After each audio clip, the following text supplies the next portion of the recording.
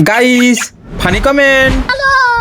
हम जिएंगे और मरेंगे है बदन तेरे लिए, दिल दिया है जान देंगे है बदन तेरे लिए, दिल दिया है जान देंगे है बदन तेरे।